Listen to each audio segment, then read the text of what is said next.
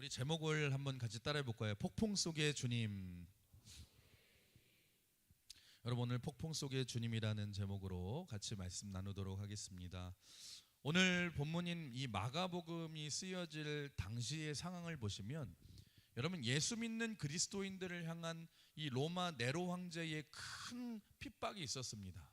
큰 박해가 있었습니다. 그 핍박으로 인해서 여러분, 그리스도인들이 여러 갈래로 나누어지기 시작했는데, 끝까지 내가 믿음을 지키고 순교한 순교자들이 거기에서 나오기 시작했고, 반면에 살기 위해서 믿음을 저버리고 떠나는 배교자들도 나오기 시작했고, 그리고 살기 위해서 여러분 카타콤과 같은 동굴 속을 파서 들어가서 거기서 숨어서 신앙생활을 연명하는 그런 숨어서 믿는 자들도 생기기 시작했는데, 한마디로 말해서 이런 폭풍 같은 큰 위기가 찾아오기 시작했다라는 것입니다. 그러다 보니까 여러분, 문제가 뭐냐면 믿는 사람 사이에서도 갈등이 벌어지게 된 것입니다. 여러분, 순교한 사람들, 또 핍박을 피해서 믿음을 지키기 위해서 도망친 사람들은 누가 이해가 안 됩니까? 이 신앙을 타협한 사람들, 도망친 사람들이 이해가 되지 않고 받아들일 수가 없는 거예요. 어떻게 너희들은 믿음을 저버리고 그렇게 배반할 수가 있느냐? 신앙을 버릴 수가 있느냐? 그래서 믿음의 공동체가 막 갈라지기 시작했고, 신앙을 타협하고 넘어졌던 사람들은 또 엄청난 죄의식 속에서 살아가고 있었습니다.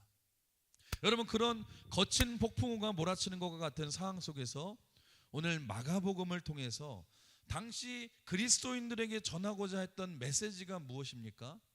여러분, 그런 비슷한 상황이 오늘 본문인 마가복음 4장에 나오는 상황과 같지 않습니까? 지금 상황이 어떤 상황입니까? 큰 폭풍 속에서 제자들이 죽을 위기 속에서 어찌할 바 몰라 당황하고 있습니다. 그때 제자들이 이 주무시고 있는 예수님을 급히 깨우면서 뭐라고 요청합니까? 주님, 우리가 죽게 된 것을 돌보시지 아니하시나이까? 주님, 우리가 죽게 되었습니다. 왜 우리를 돌보시지 아니하시나이까? 여러분, 이 질문이 당시 박해 중에 있던 그리스도인들이 예수님께 하고 싶은 질문이 아니었겠습니까? 주님, 지금 우리가 죽게 되었습니다. 죽게 된 것을 돌아보지 아니하시나이까? 여러분, 이 마가복음이 쓰여질 당시가 어떤 상황이었습니까? 예수 믿는다고 해서 사자우리에 잡아 던져서 죽였어요. 여러분, 십자가에 매달아 죽이고, 여러분 찢어버려서 여러분 찢겨 죽이고, 고문하면서 죽이고, 굶겨서 여러분 죽여버리고, 최악의 상황 가운데 있었습니다. 그 절박한 상황에서 당시 많은 그리스도인들이 여러분, 오늘 본문과 같이 제자들의 이 요청과 같이 예수님께 그렇게 부르짖지 않았겠습니까? 예수님, 왜 지금 우리에게 잠잠하십니까? 주님, 지금 어디 계십니까? 우리가 지금 죽게 된 것을 돌보지 아니하십니까? 사랑하는 우리 강은혜 성도 여러분, 그렇다고 한다면 이 질문이 오늘 우리에게도 동일한 질문이 될 수 있지 않겠습니까? 여러분, 오늘날 우리가 이해가 되지 않는 모순된 환경과 상황 속에서 아마 이 중에 고난 중에 계신 분들도 계실 거예요. 주님, 왜 내 삶에 이런 고난과 큰 아픔을 주셨습니까? 하나님, 왜 이런 고난을 허락하셨습니까? 주님, 내가 죽게 된 것을 돌보지 아니하시나이까? 주님, 내가 죽게 된 것을 돌보지 아니하시나이까? 여러분, 오늘 이 제자들의 질문이 우리의 질문이 될 수 있지 않습니까? 여러분, 우리 주변의 환경을 보십시오. 여러분, 관계가 무너져서 풍랑 가운데 계신 분도 계실 것이고, 큰 질병이라는 풍랑을 만난 분도 계실 것이고, 경제적인 어려움으로 인해서 속수무책으로 넘어져 계시는 분도 계실 것이고, 또는 뜻하지 않는 일들로 인해서 눈물 가운데 계신 분도 계실 것입니다. 우리의 상황이 그렇지 않습니까? 우리가 지금 오늘 침몰할지 내일 침몰할지 모르는 위태위태한 바다 가운데서 홀로 힘겹게 노를 저어가는 것과 같은 큰 위기 가운데 있는 우리 모습, 우리 힘으로는 어찌할 수 없는 이 모습이 오늘 본문에 나오는 모습과 비슷하지 않습니까? 오늘 그런 만만치 않은 풍랑 가운데서 헤매시는 분이 있다면 여러분, 오늘 말씀을 통해서 우리가 어떻게 이 큰 풍랑 속에서도 살아남을 수 있고 승리할 수 있는지 오늘 말씀을 통해서 여러분 은혜를 같이 나눠보기를 원하는데요. 여러분 오늘 본문을 한번 보시면 지금 제자들이 예수님과 함께 배를 타고 갈릴리 호수를 건너가는 장면이 나옵니다. 지금 때가 언제냐면 저녁 때예요. 저녁 때. 이전에 어떤 일이 있었습니까?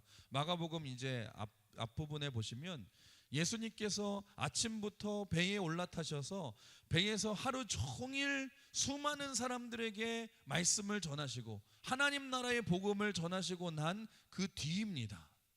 그리고 이제 해가 저물어서 저녁이 되자 예수님께서 제자들에게 이렇게 말씀하셨어요. 얘들아, 너희들도 나와 함께 배를 타고 함께 저 호수 건너편으로 건너가자. 그리고 이제 배 건너편으로 제자들이 건너가고 있는 상태입니다. 여러분 지금 제자들의 대다수는 무슨 출신이에요? 직업이 어부 출신 아닙니까? 그것도 이 갈릴리 호숫가에서 평생 어부로 이제 먹고 살았기 때문에 지금 밤에 배를 띄워서 호수를 건너가는 것 전혀 어려운 일이 아니었습니다.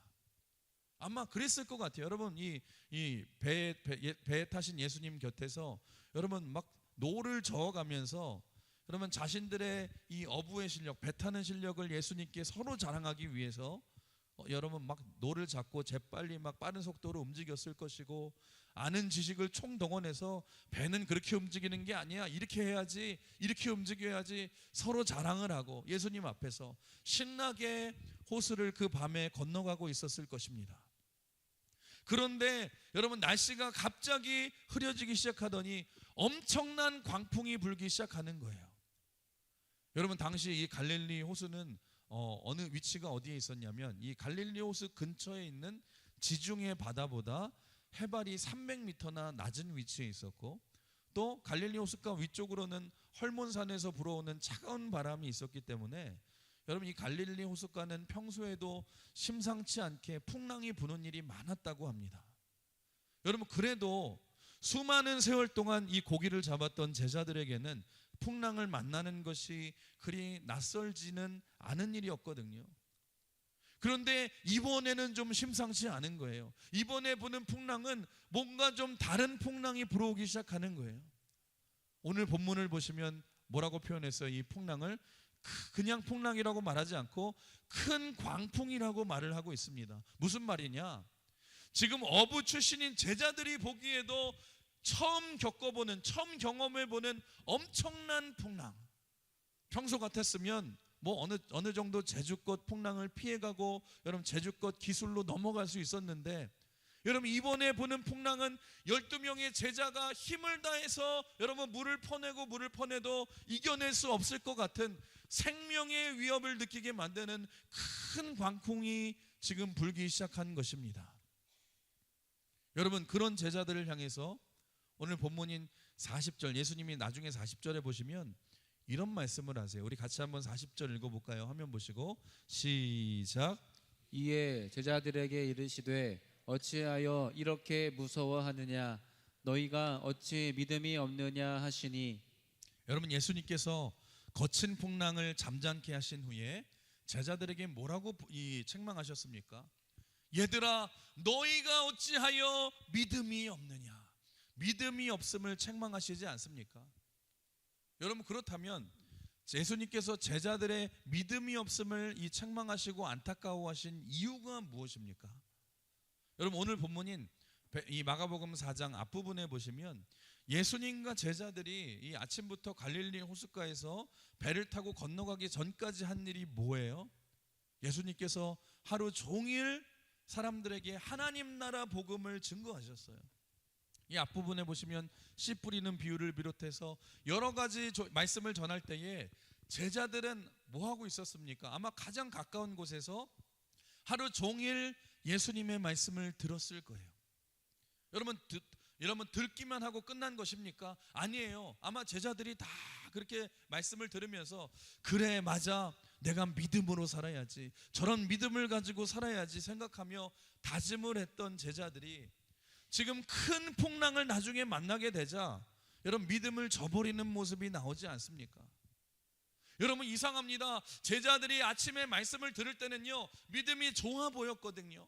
예수님이 말씀을 한마디 한마디 하실 때마다 아멘 아멘 하면서 맞습니다 맞습니다, 주님 제가 그렇게 살아가겠습니다, 어떤 어려움이 있어도 내가 믿음으로 살아가겠습니다, 다짐하고 결단을 했는데, 여러분 그 믿음의 정체가 언제 드러났습니까?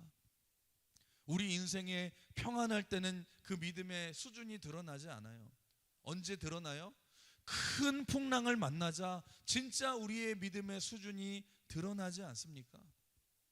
여러분 무슨 말이냐면, 진짜 믿음은 고요할 때, 평안할 때 드러나는 것이 아니라 우리 인생의 위기의 때에, 큰 풍랑을 만날 때에 드러난다는 것입니다. 지금 제자들의 모습을 보십시오. 큰 풍랑이 일자 예수님을 원망하면서 뒤늦게 예수님을 찾아서 깨우지 않습니까? 우리 한번 38절 같이 읽어볼까요? 38절 시작.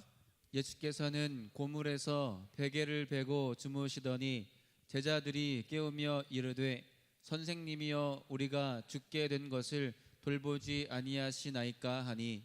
여러분 오늘 이 말씀을 여러분 어떻게 읽어야 되냐면, 아주 원망이 섞인 말투로 그렇게 읽어야 돼요. 예수님, 우리가 지금 죽게 되었는데 왜 우리를 돌보지 아니하시나이까? 왜 우리를 돌보지 않으십니까? 아니 조금 전까지만 해도 예수님께서 하나님 나라 복음을 전하시면서 이 세상에서 어떤 고난을 만나도 너희가 믿음으로 이겨내야 돼, 너희가 믿음으로 살아야 돼, 그 말씀을 분명히 듣고 아멘 아멘 하면서 그렇게 다짐했는데, 여러분 곧바로 큰 풍랑을 만나도 여러분 내가 지금은 이런 어려운 상황도 아까 말씀처럼 예수님 바라보며 이겨내야지, 내가 믿음으로 이겨내야지 하면서 예수님을 바라봐야 되는데, 지금 어떤 모습이에요? 정작 고난이 임하자 믿음을 다 저버리고 예수님을 원망하는 모습이 나오지 않습니까? 사랑하는 우리 강은혜 성도 여러분, 우리도 마찬가지라는 것입니다. 우리가 교회에서 신앙생활을 하고 섬기는 모습을 보면은요, 누구나 신앙이 다 좋아 보여요. 그런데 우리의 믿음의 수준이 언제 드러나게 됩니까? 내 인생의 풍랑을 만났을 때에 드러난다는 것입니다. 여러분 그렇다면 우리의 신앙이 이렇게 고난을 만나고 풍랑을 만나면 처참하게 무너지는 이유가 뭘까? 여러분 간단합니다. 한번 따라해볼까요? 말씀을 잊어버려서 그렇습니다. 여러분 창세기 37장에 나오는 요셉을 한번 보십시오. 여러분 당시에는 하나님께서 꿈을 통하여서 말씀해 주셨기 때문에, 여러분 요셉이 꾼 꿈을 우리가 뭐라고 생각하면 되냐면 하나님이 주신 말씀이라고 하시면 돼요. 그런데 여러분 요셉의 인생을 보십시오. 인생을 보시면 얼마나 인생에 큰 광풍이 많이 불었습니까? 이해할 수 없는 일들이 연속으로 막 일어났어요. 형들에게 배신당해서 노예로 팔려가게 되었고, 겨우 그래서 보디발의 집에서 노예로도 최선을 다해 열심히 섬기다가 이제 여러분 가정 총무까지 오르게 되어서 이제 조금 더 먹고 살만 했는데, 여러분 갑자기 억울하게 또 성추행범으로 억울하게 누명을 쓰게 되고 감옥에 들어가게 되고, 이 감옥에 들어가서도 최선을 다해서 섬기고 많은 사람들을 도와줬는데, 술 맡은 간원과 떡 맡은 간원들 꿈 해몽을 해주고 도와줬는데 또 그들이 기억하지 않고 배신을 당하고. 여러분 한번 보십시오. 인생을 돌아보면 고난 뒤에 고난이고 풍랑 뒤에 또 풍랑 아닙니까? 인생이 제대로 풀리지 않아요. 그럼에도 불구하고 요셉이 풍랑에 넘어지지 않고 끝까지 승리할 수 있었던 이유가 뭔 줄 아십니까? 여러분 요셉은 하나님이 자신에게 주신 그 꿈, 그 말씀을 가슴에 품고 여러분 계속해서 고난 때마다 그 말씀을 기억하며 살았기 때문에, 여러분 하나님의 말씀을 고난 중에도 잊지 않았다는 것입니다. 그래서 나중에 애굽의 총리가 된 후에 형들을 만날 때에도, 형들이 이 요셉을 만나서 나중에 부들부들 두려워서 떨 때 그 믿음의 고백이 나오지 않습니까? 형들이여 무서워하지 마세요, 두려워하지 마세요. 하나님이 단지 우리 민족을 구원하시려고 나를 먼저 이곳으로 보내신 거예요. 내가 당한 고난과 어려움들을 하나님 중심으로 해석하지 않습니까? 여러분 잊지 마십시오. 고난 중에도 내가 품은 그 꿈이 하나님의 말씀이 나를 지켜주시는 줄 믿으시길 바랍니다. 여러분, 우리도 마찬가지예요. 오늘 이렇게 여러분들이 교회 나와서 열심히 말씀을 들으시는데, 여러분 듣고 나서 이 말씀을 우리가 잊어버리면 무슨 의미가 있겠습니까? 여러분, 아닙니다. 오늘 말씀을 잊지 말고 요셉처럼 가슴에 품고 나아가시길 주님의 이름으로 축원합니다. 그리고 그 품은 말씀을 가지고 어떤 상황 속에서도 일주일을 살아내셔야 돼요. 여러분, 그러면 내 인생에 어떤 광풍이 분다 할지라도 내가 품은 말씀이 우리를 보호하시는 줄 믿습니다. 나를 지켜주시는 줄 믿습니다. 그래서 요한복음 14장 26절 같이 읽어볼까요? 시작. 보혜사 곧 아버지께서 내 이름으로 보내실 성령 그가 너희에게 모든 것을 가르치고 내가 너희에게 말한 모든 것을 생각나게 하리라. 아멘. 그래서 성령이 하시는 일이 뭐냐? 여러분, 우리의 인생에 위기에 닥쳤을 때에, 우리 인생에 풍랑이 불어올 때에 성령은 우리로 하여금 말씀이 기억나게 하신다는 것입니다. 성령께서 우리에게 모든 것을 가르치시고 말씀을 생각나게 하셔서 어떤 고난 중에도 이기게 하실 줄 믿습니다. 우리 옆 사람 인사해 볼까요? 성령 충만합시다. 여러분, 그렇다면 성령 충만하자 많이 들었는데 성령 충만이라는 게 뭐예요? 성령 충만이라는 게 무엇입니까? 여러분, 성령 충만은 추상적인 개념이 아니에요. 여러분 잘 아시는 말씀 있죠? 에베소서 5장 18절 같이 한번 읽어볼까요? 시작. 술 취하지 말라. 이는 방탕한 것이니 오직 성령으로 충만함을 받으라. 여러분, 이 말씀 많이 들으셨잖아요. 근데 여러분, 왜 이 성령 충만을 설명하면서 왜 에베소서에는 성령 충만을 뭐하고 비교합니까? 술 취함과 비교를 하지 않습니까? 왜 성령 충만을 술 취함하고 비교해요? 왜냐하면 성령 충만과 술 취함이 비슷한 점이 있기 때문에. 여러분 한번 생각해 보십시오. 여러분, 이 가운데서 여러분 제가 질문을 드리겠습니다. 술 딱 한 잔만 마셔도 내가 술에 취하는 거예요? 안 취하는 거예요?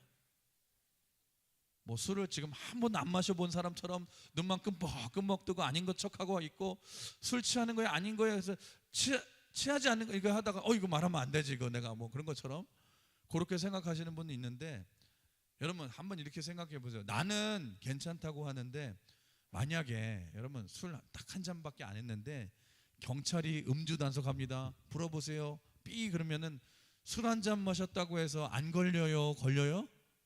걸려요. 100% 걸립니다. 그 말은 무슨 말이냐? 한 잔만 마셔도 내 운전에 방해가 될 만큼, 판단력에 영향을 줄 만큼 취하게 만든다는 것입니다. 여러분, 그렇다면 왜 술 취하는 것이 운전할 때 위험해요?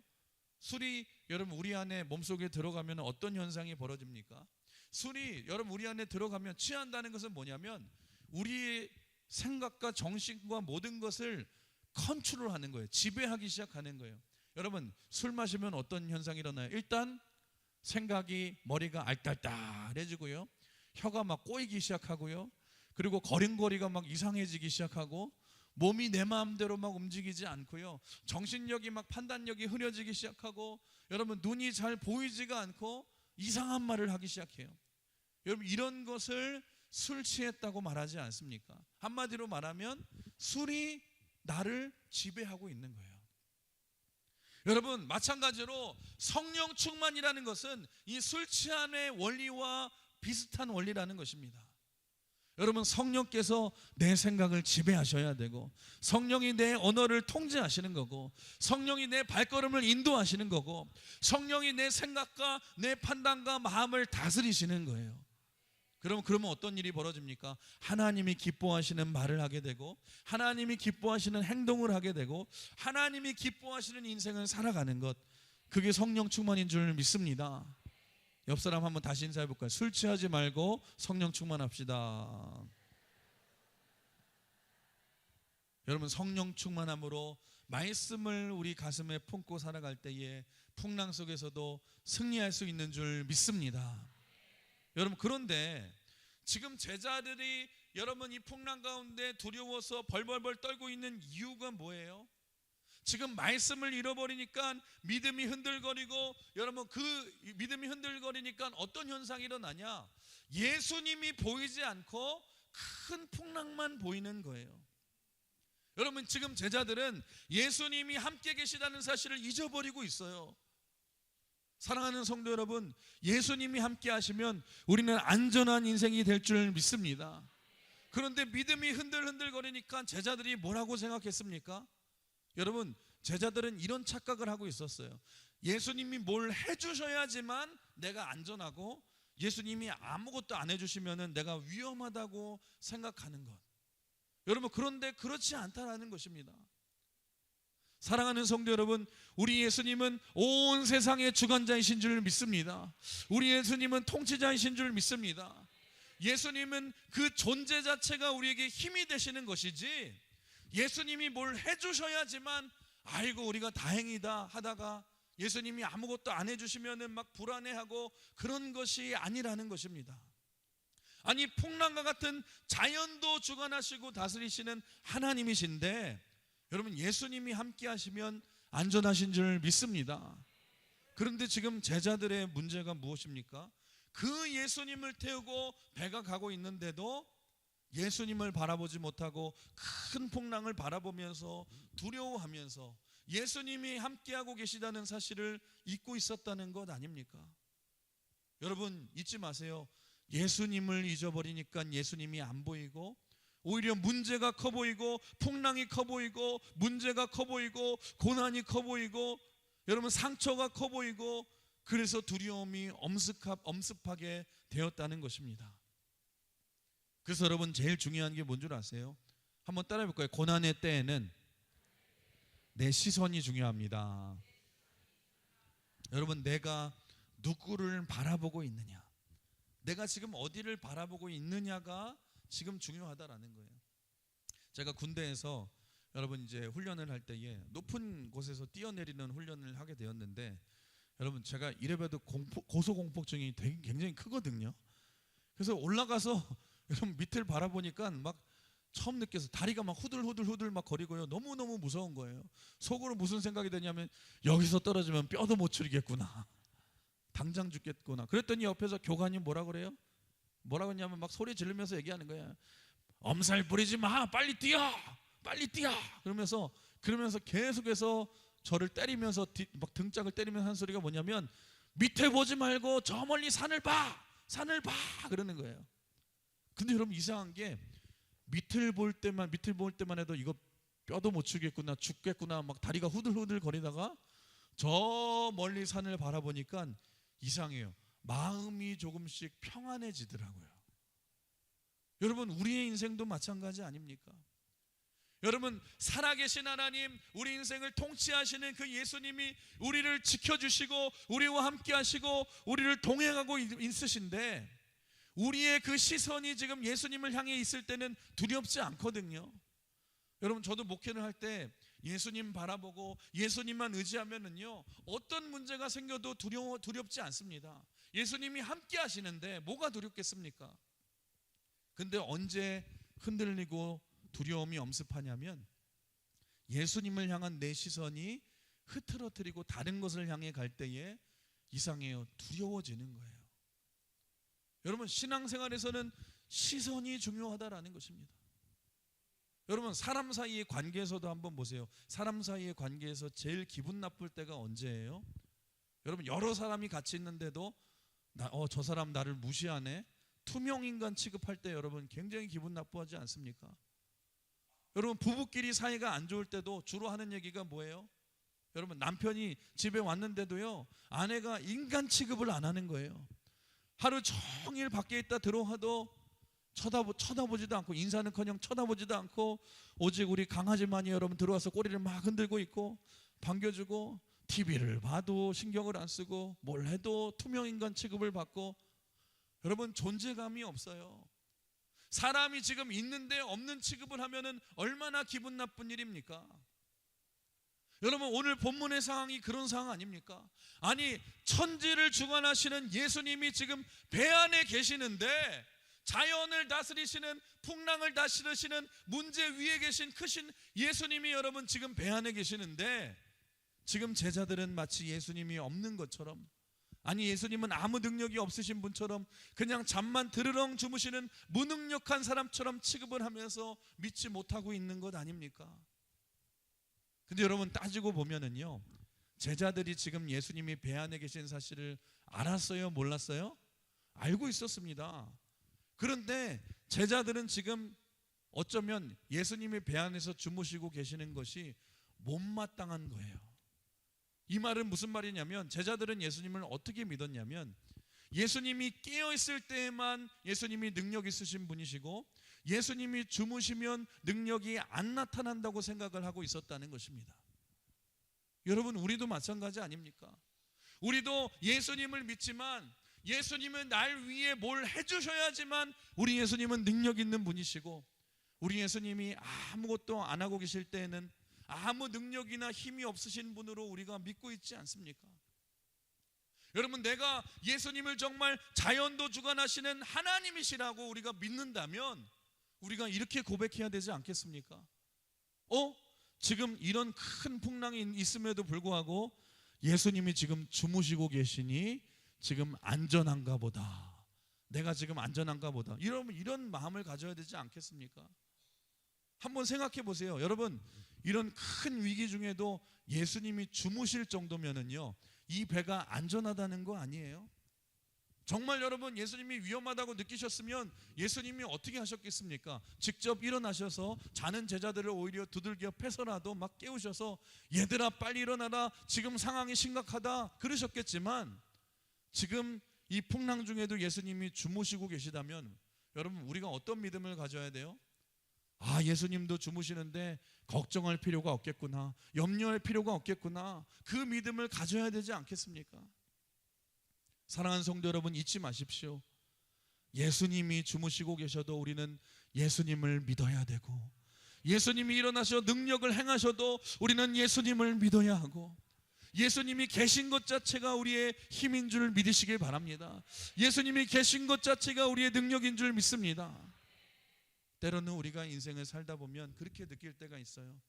예수님이 침묵하고 계시는 것 같은 때가 있고, 예수님이 주무시는 것 같이 안 보이는 것 같이 보일 때가 있고, 여러분 그걸 가지고 우리가 예수님이 계시다 안 계시다 하지 마시고, 여러분 우리 예수님은 반드시 내 안에 살아계시고, 침묵할 때도 예수님이시고, 일하실 때도 예수님이시고, 예수님이 나와 함께 계시는 예수님이 계신 배는 안전한 줄 믿으시길 바랍니다. 우리가 그 예수님을 믿어야 된다는 거예요. 그런데 우리 오늘 본문 36절 같이 읽어볼까요? 시작.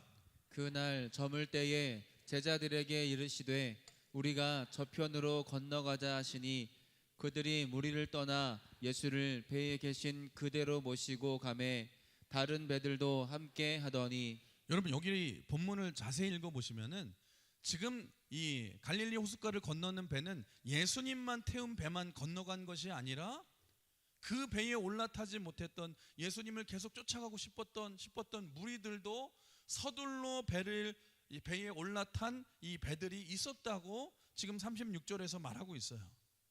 여러분, 그 말은 무슨 말이냐?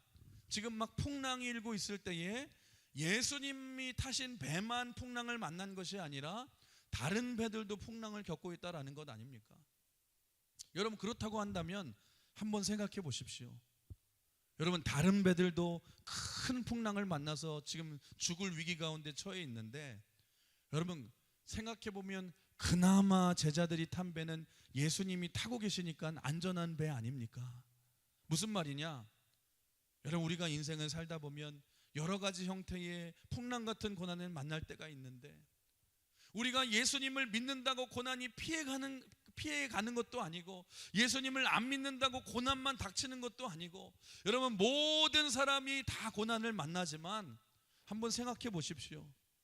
다른 사람들도 고난을 만나 힘든 가운데 있는데, 그렇게 예수님 없이도 더 힘들어 하는데, 여러분 나는 힘들어도 그래도 내 안에 예수님이 계시잖아요.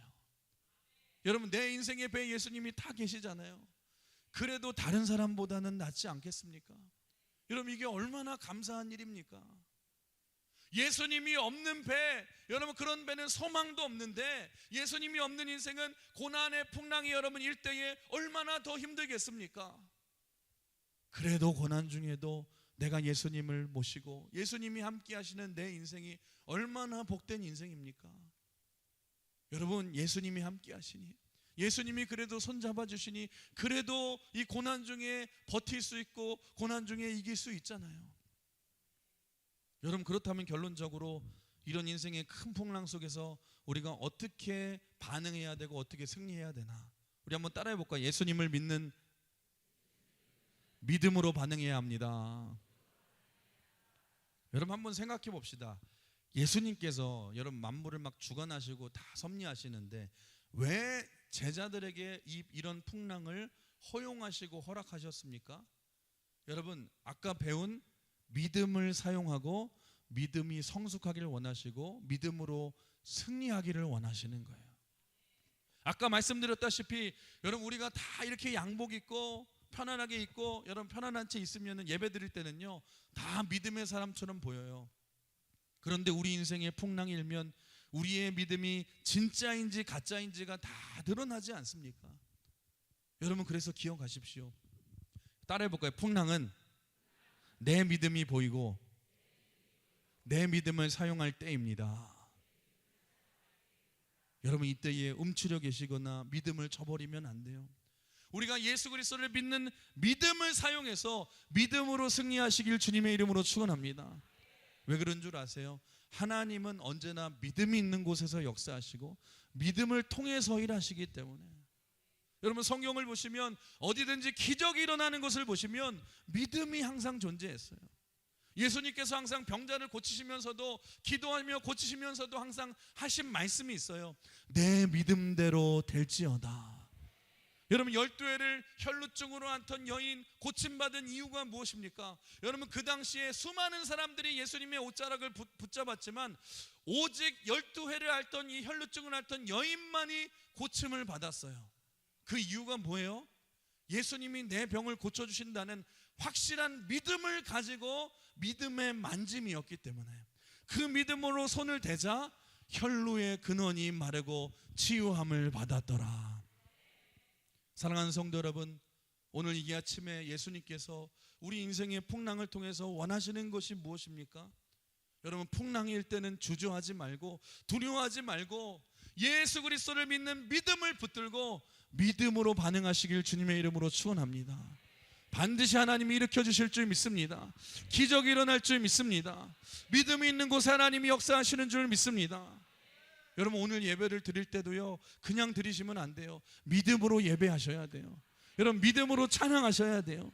말씀을 들을 때도 믿음으로 들으십시오. 여러분의 삶에 능력이 임할 줄 믿습니다. 사랑하는 성도 여러분, 풍랑이 올 때에 믿음의 사람들은 결코 흔들리지 않는 줄 믿습니다. 폭풍 속에서도 여러분 흔들리지 않고 믿음을 붙들 때에 이 폭풍 속에서 주님께서 우리의 삶을 인도하시고 구원해 주실 줄 믿습니다. 그래서 시편 31편 15절에 이런 말씀이 있죠. 뭐라고 그래요? 같이 읽어볼까요? 시작. 나의 앞날이 주의 손에 있사오니. 할렐루야. 여러분 믿으십니까? 여러분 그렇습니다. 우리 미래가 주님의 손에 있는 줄 믿습니다. 우리 가정이 주님의 손 안에 있는 줄 믿습니다. 여러분 우리 인생이 주님의 손 안에 있는 줄 믿습니다. 폭풍 속에서도 그 믿음을 가지고 예수님만 의지할 때에 우리 하나님이 여러분을 인도해 주시고 승리케 하실 줄 믿습니다. 오늘 말씀을 정리하겠습니다. 사랑하는 성도 여러분, 인생의 풍랑이 올 때마다 왜 우리가 두려워합니까? 왜냐하면 그때는 하나님이 안 계신 것 같아요. 하나님이 우리를 버리신 것 같아요. 주님 어찌하여 우리를 돌보지 아니하시나이까? 그럴 때 여러분 우리가 어떻게 승리할 수 있습니까? 여러분 잊지 마십시오. 풍랑은 우리의 믿음이 드러나는 현장입니다. 내가 지금 제대로 믿는 진짜 믿음인지 가짜 믿음인지가 풍랑 속에서 드러난다는 것입니다. 내가 진짜 예수님 편인지 아니면 예수님 편인 척 가장하는 것인지 여러분 풍랑을 통해서 여러분 그게 판가름 난다는 것입니다. 사랑하는 성도 여러분, 폭풍 속에서 예수님을 찾으십시오. 예수님을 붙드십시오. 그때도 성령 충만함으로 깨어 있으셔서 여러분 고난 중에 말씀을 붙드시고, 여러분 그래도 예수님이 함께 하시니 주무셔도 안전하신 줄 믿으시고, 그래도 다른 배보다 예수님이 함께 하시는 인생이 안전함을 믿으시기 바랍니다. 그리고 여러분 풍랑이 아무리 크다 할지라도 잊지 마십시오. 나 혼자 있는 것이 아니에요. 한번 따라해 볼까요? 폭풍 속에서 주님이 우리와 함께 하십니다. 우리 주님이 여러분을 보호해 주시고 인도해 주시고 붙들어 주실 줄 믿습니다.